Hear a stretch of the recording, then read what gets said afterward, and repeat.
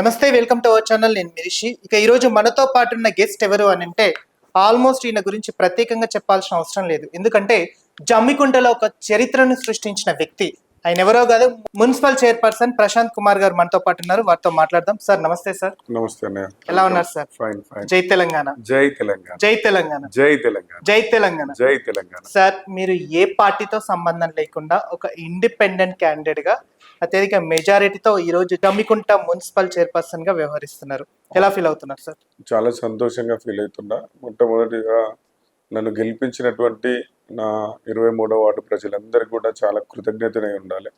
ఎందుకంటే జనరల్ రిజర్వేషన్లో నేను ఒక ఎస్సీ మాదిగ సామాజిక వర్గం చెందిన నన్ను వాళ్ళు పోగానే హక్కును చేర్చుకోవడం, గతంలో నేను చేసినటువంటి కార్యక్రమాలన్నీ కూడా వాళ్ళు చూసి నన్ను మంచి అత్యధిక మెజారిటీతో గెలిపించడం, ఈ రోజు నేను ఇక్కడ కూర్చోడానికి కారణమైనటువంటి 23వ వార్డు ప్రజలకి జీవితాంతం రుణపడి ఉంటారు. Right sir.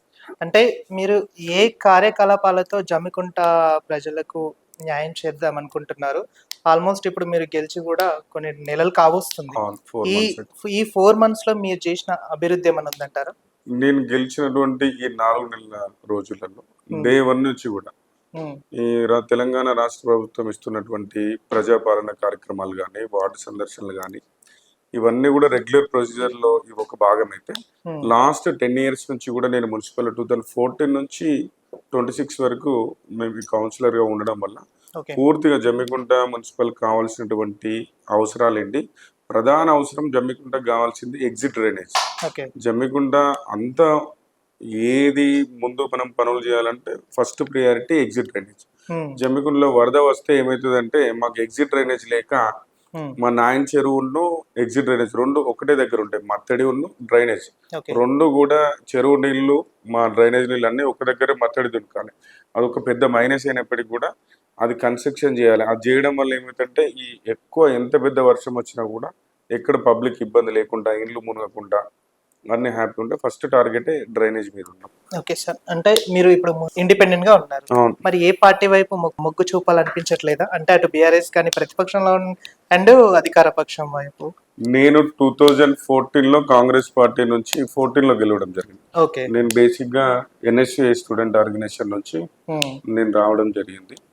గౌరవనీయులు పెద్దలు దుద్దిల్ల శ్రీధర్ బాబు గారు, ఆరపల్లి మోహన్ గారు, ఇక్కడ మార్కెట్ కమిటీ చైర్మన్ సమ్మిరెడ్డి గారు, వీళ్ళందరి సహాయ సహకారాలతో స్టూడెంట్ ఆర్గనైజేషన్ నుంచి మొదటిసారి కౌన్సిలర్ గా కావడం జరిగింది. రెండోసారికి పాడి కౌశిక్ రెడ్డి గారు, ప్రస్తుతం ఉన్నటువంటి శాసనసభ్యులు, వారితోటి 2020 నుంచి, అంటే దానికి ముందు నుంచి రన్ చేస్తున్నాం. 2020 నుంచి కూడా వారితోటే ఉన్నా. కొన్ని కారణాల వల్ల 2020లో కూడా నాకు బీఫామ్ రాలేదు, అప్పుడు ఇండిపెండెంట్. 26లో కూడా కొంత ఆధిపత్య పోరు మీన్స్ ఒక సామాజిక వర్గానికి సంబంధించిన వ్యక్తుల వల్ల నాలాంటి వాళ్ళకి బీఫామ్ వేయలేదు. ఎంత కష్టపడ్డా అనేది మా ఎమ్మెల్యే గారికి తెలుసు. అయినప్పటికీ కూడా ఒక సామాజిక వర్గం నాయకుడు చేయబట్టి నాకు ఇవ్వకపోయినా కూడా జమ్మికుంట ప్రజలందరూ కూడా, యూత్ అందరూ కూడా అన్న అంటే నేను ఉన్నానే అందుబాటులో ఉండడం, హాస్పిటల్స్ కానీ, పెళ్లిళ్ళు కానీ, ఏవైనా కూడా నాకు చిన్న సమాచారం తెలిస్తే సరిపోతుంది. అన్నకి సబ్జెక్ట్ నోటీస్ చేస్తే పని అయిపోతుంది అని వాళ్ళకు కూడా తెలుసు.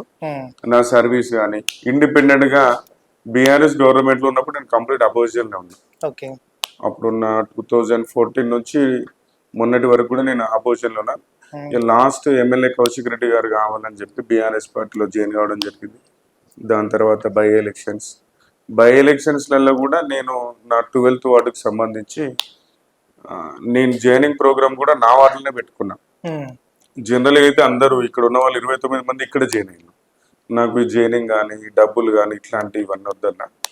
ఎవరైతే నేను జాయిన్ కావాలనుకుంటున్నారో వాళ్ళు నా వార్డుకే రావాలి, నా ward inch to inch visit చేయాలి. అట్లయితేనే జాయిన్ అవుతా అని నేను గంగుల కమలాకర్ గారిని, కొప్పులీశ్వర్ గారిని విజిట్ పిలుచుకొని నా ఏరియాలో పిన్ టు పిన్ డెవలప్మెంట్ కావాలనే టార్గెట్ తోటి డెవలప్మెంట్ చేసుకున్నాం. ఎమ్మెల్యే కౌశిక్ రెడ్డి గారిని ఎమ్మెల్యే అప్పుడు ఎలక్షన్స్లలో కూడా కష్టపడ్డాం, గెలిపించాం. కానీ మళ్ళీ మా ఎన్నికలకు వచ్చేసరికి నాకు చాలా ఇబ్బంది అయిపోయింది. నాకు బీఫామ్ కూడా రాలేదు. నేను 4 బీఫామ్లు అడిగినా, ఫైనల్లీ ఒకటి ఇచ్చిండ్రు, మిగతా అన్ని ఇండిపెండెంట్ పోవడం.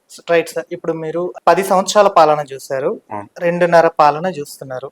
యాజ్ ఒక మున్సిపల్ చైర్పర్సన్ గా ఎలా ఫీల్ అవుతున్నారు? ఆ గవర్నమెంట్ బాగుంది అనుకుంటున్నారా, ఈ గవర్నమెంట్ బాగుంది? 100% బీఆర్ఎస్ గవర్నమెంట్ కేసీఆర్ గారి నాయకత్వంలో. అంటే ఇప్పుడు మీరు అది చెప్తున్నారు అంటే బీఆర్ఎస్ వైపు మీరు మొగ్గు చూపుతున్నారు లేదు అని లేదు, అర్థం. మీరు అడిగింది 2 గవర్నమెంట్. నేను ఇంకా Yes. మొదటి గవర్నమెంట్ గురించి చెప్తున్నా, మళ్ళీ కాంగ్రెస్ గవర్నమెంట్ గురించి కూడా చెప్తా. Okay sir. ఎందుకంటే నేను by burn in Congress, okay. దాని తర్వాత కారణాల వల్ల నేను బీఆర్ఎస్.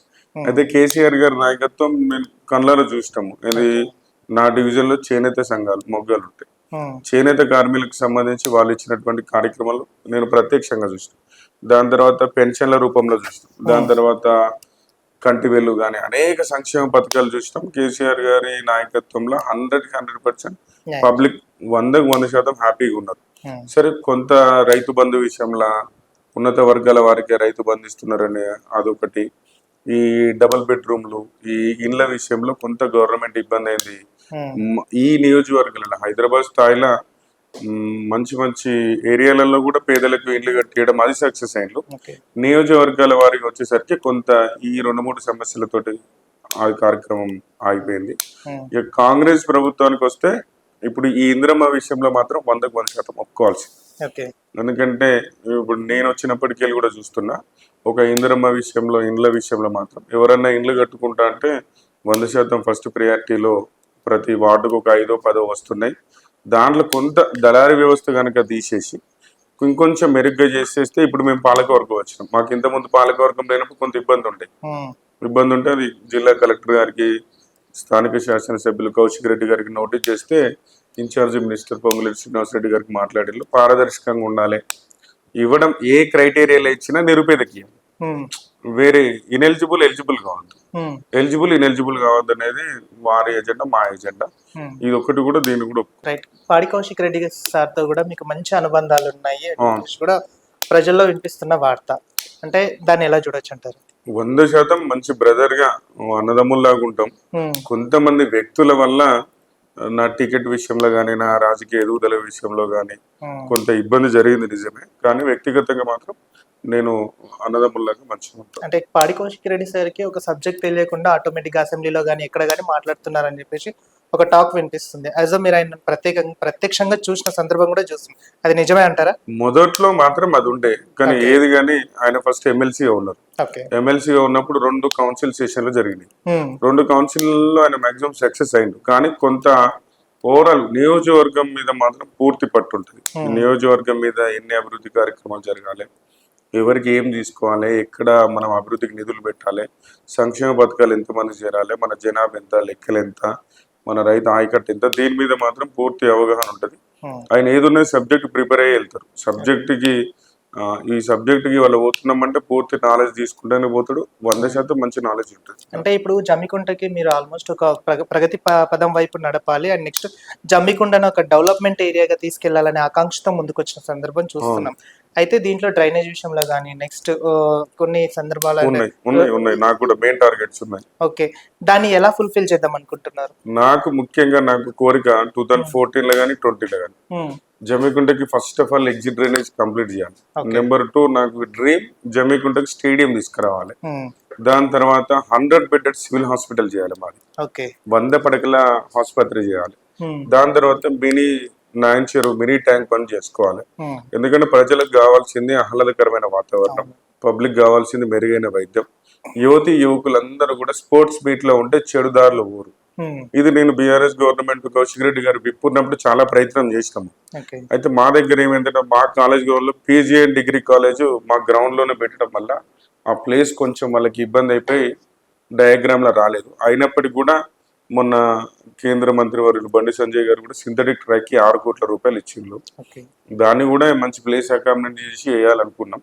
అలాగే మీరు అన్నట్టు 100 బెడెడ్ సివిల్ హాస్పిటల్ కూడా ఈ బండి సంజయ్ గారి దృష్టికి తీసుకెళ్ళినాము. ఎందుకంటే వారికి కూడా కొంత సహాయ సహకారాలు తీసుకోవాలని. ఇప్పుడు ఈ మేజర్ గా డెవలప్మెంట్స్ కావాలంటే స్టేట్ అండ్ సెంట్రల్ ఇద్దరిని కలవాలి. అదే పెద్ద అయినప్పటికీ కూడా కలుస్తున్నా. మేము మొన్న కూడా బండి సంజయ్ గారిని కలిసినాము.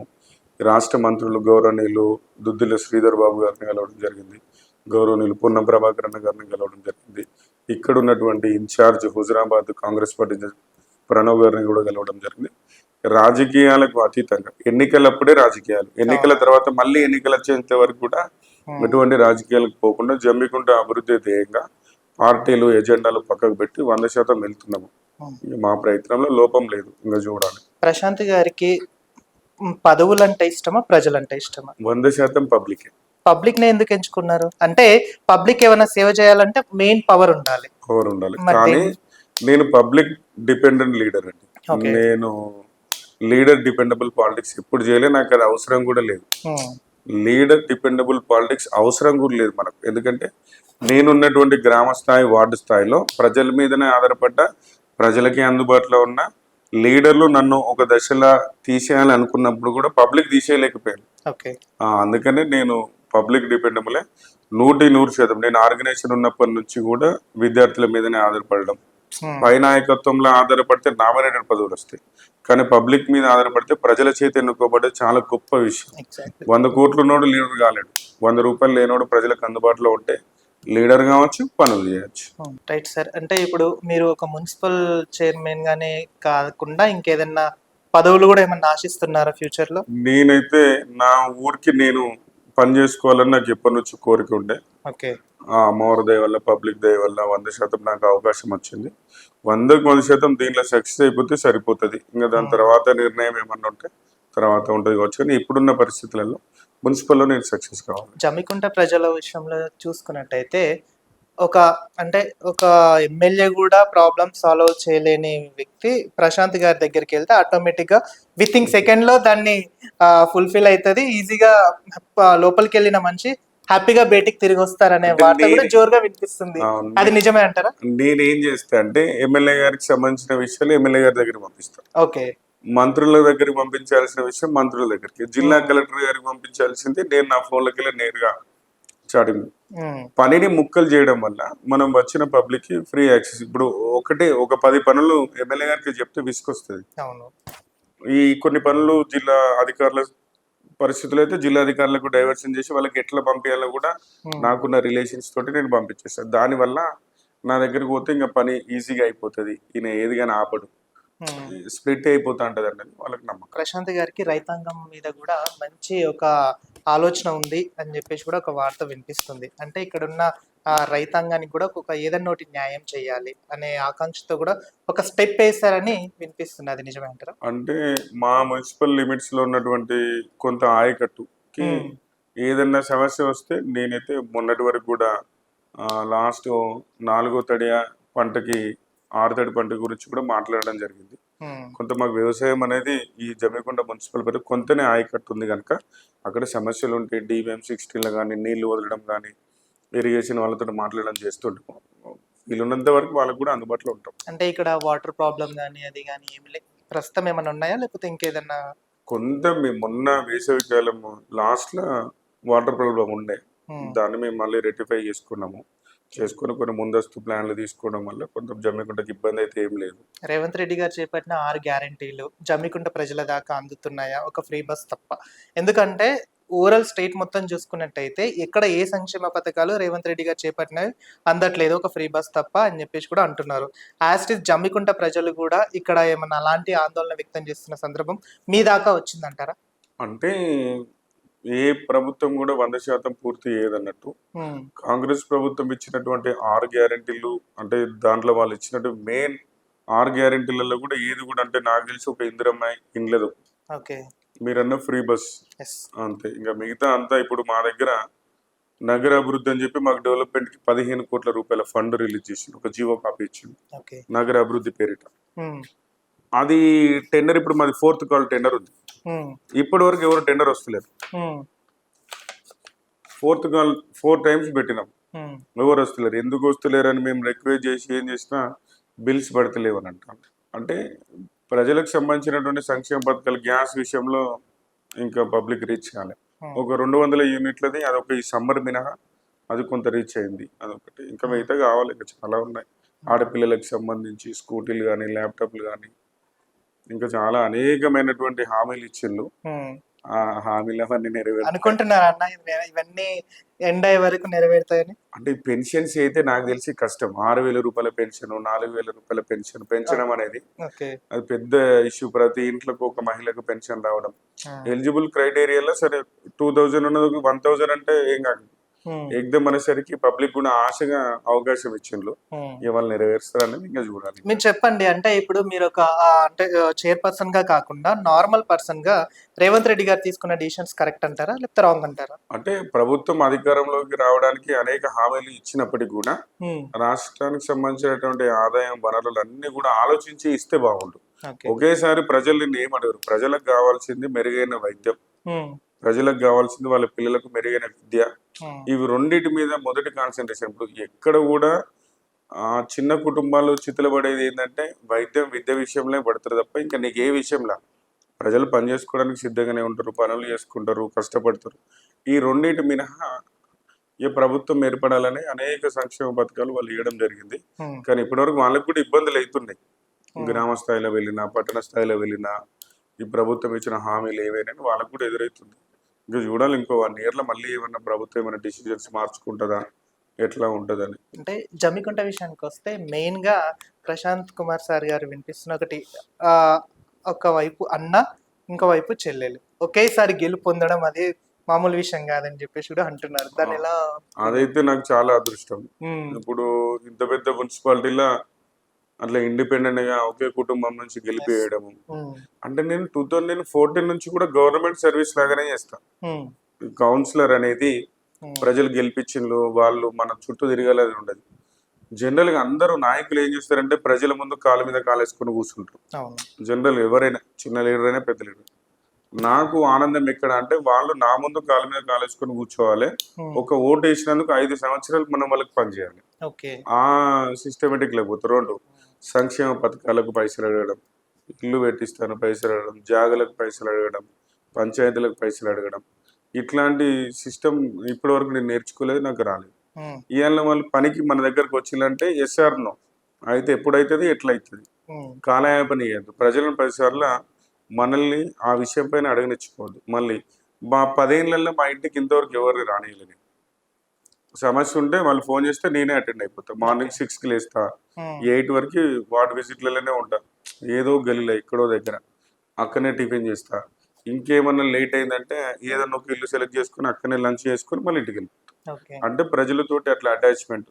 నాన్ కమర్షియల్గా ఉంటే మనం చాలా హ్యాపీగా ఉండొచ్చు. కొంతమంది మిమ్మల్ని ప్రశాంత్ గారు అంటారు, కొంతమంది దిలీప్ గారు అంటారు.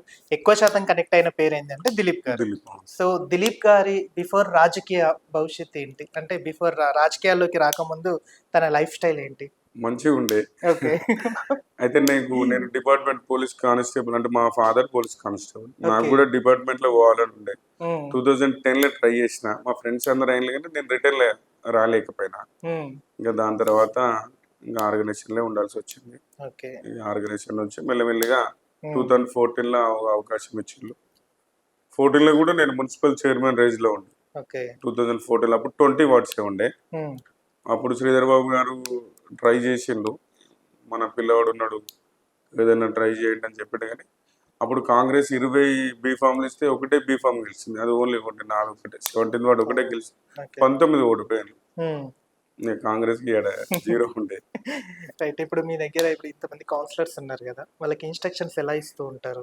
అంటే ఇలా చేయాలి, ఎలా చేయాలి, ఏంటి అనేది. అంటే నాకున్న అనుభవాన్ని నా దగ్గరికి వచ్చి అడిగిన వాళ్ళకి కానీ లోపల కౌన్సిల్ సమావేశంలో కానీ ఫస్ట్ ఆఫ్ ఆల్ నేను కౌన్సిల్ సమావేశంలో ఏం చెప్తా అంటే హోందాగా వ్యవహరించాలి.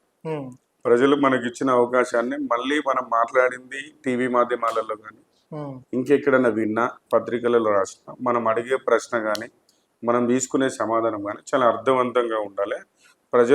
మనం గెలిపించింది మంచి వాళ్ళనే, సమాజంలో మంచి అవగాహన ఉన్న వాళ్ళనే గెలిపించడం అనే విధంగా ఉండాలి తప్ప వేరేలాగా ఉండదు. 2 వార్డులలో ప్రతిరోజు నిత్యం కూడా ప్రజలకు అవపడాలని చెప్తా. వారంలో కనీసం 3 రోజులు వార్డులోనే వాకింగ్ చేయాలి, వార్డులోనే అందుబాటులో ఉండాలి. దానివల్ల నువ్వు అభివృద్ధి కార్యక్రమాలు నేను ఎవరు అడగరు, నీ రోడ్డు అడగరు, మోరీ అడగరు, ఏం కట్టమని.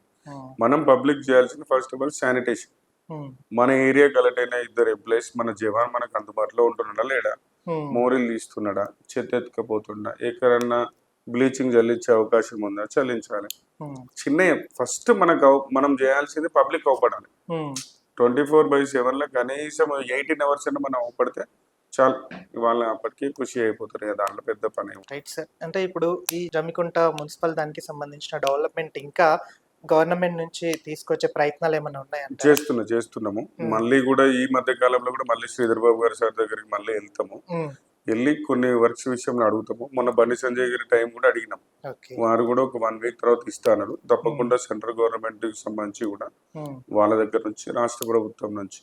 అయితే మా దగ్గర ఏమైందంటే అపోజిషన్ ఎమ్మెల్యే అయిపోయింది, గవర్నమెంట్ రూలింగ్ అయిపోయింది, అట్లా అది కూడా కొంచెం ఇబ్బంది అయింది. నెక్స్ట్ టైం మళ్ళీ ఇక్కడ ఏ పార్టీ గెలిచే సూచన ఉందండి? 100% అయితే ఎర్జీ అయితే బీఆర్ఎస్.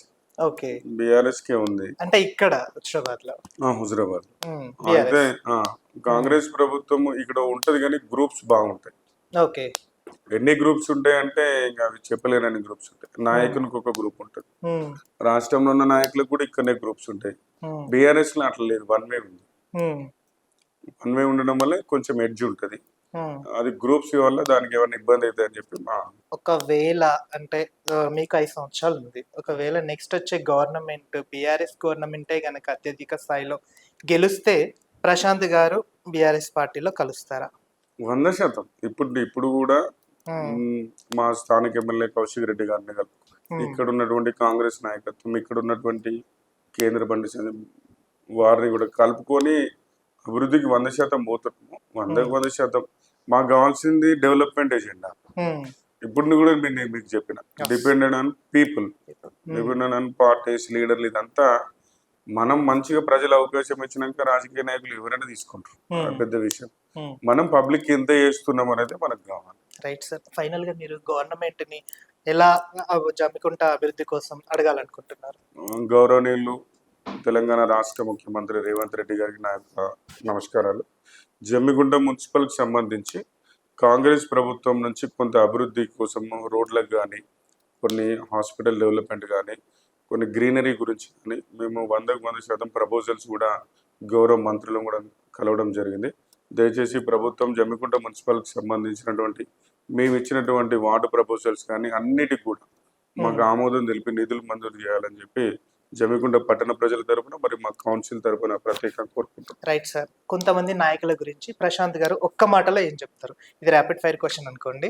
మొదటగా బీఆర్ఎస్ పార్టీకి సంబంధించిన కేసీఆర్ గారి గురించి ఏం చెప్తారు? Father of Telangana. అంతే. కేటీఆర్ గారి గురించి?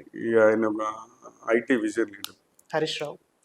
ఆయన irrigation vision leader. Okay, next ఇంకా మీకు Kaushik Reddy sir? Fire brand. Okay, Gangula Kamalakar అన్న గారి గురించి? ఆయన ఇంకా people leader. Koppula Eshwar sir గారు? ఈశ్వర్ సార్ కూడా మంచి worker. Okay, right sir. Congress పార్టీకి వస్తే రేవంత్ రెడ్డి గారి గురించి? ఆయన ఇంకా ఫైర్, ఆయన అవతల ఎదుటి వ్యక్తికి ఏం తగులుతారు లేదు, కొట్టేసేయాలి అంతే. ఓకే, బట్టి విక్రమార్క సార్ గారు? మంచి లీడర్. దామోదర్ రాజనరసింహ సార్? కొంత నాకు idea. Okay, next Duddila Sridhar Babu sir? అంటే ఇంకొక గాడ్ లాగానే పబ్లిక్ కి 100% ఇప్పుడున్న ప్రభుత్వంలో అందుబాటులో ఉండే నాయకుడు ఎవరన్నా ఉంటే 1,00,000 వాళ్ళు. ఎందుకంటే మాకు ఇంతకుముందు కరీంనగర్ పూర్వ జిల్లా మంత్రి ఉన్నాడు శ్రీధర్ బాబు గారు, మంచి నాయకుడు. బీజేపీ పార్టీకి వస్తే బండి సంజయ్ గారి గురించి?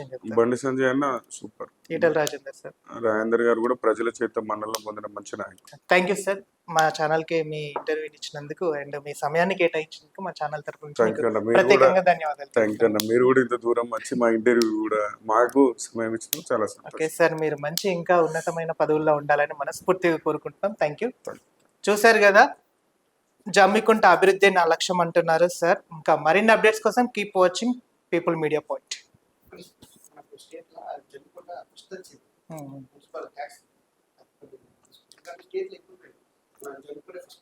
Tax collection